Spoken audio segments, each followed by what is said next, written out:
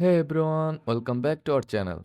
Today I will show you how to fix a Steam game that won't launch. First of all, verify your game files.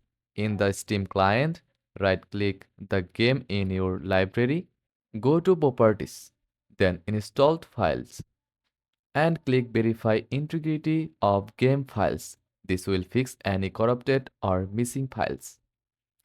Next, check your graphics drivers. Head to your GPU software like NVIDIA GeForce Experience or AMD Adrenaline and update to the latest version. Restart your PC after updating. Sometimes, running the game as an administrator helps.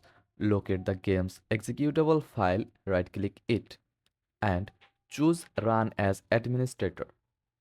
Close unnecessary background apps that might interfere with the game, like overlays or antivirus software. Use Task Manager to in tasks you don't need. If all else fails, make sure Steam is updated. You can also reinstall the game, but only do this as a last resort. And there you have it. One of these fixes should get your game running again. If this helped, hit like and subscribe for more gaming tips. Thanks for watching.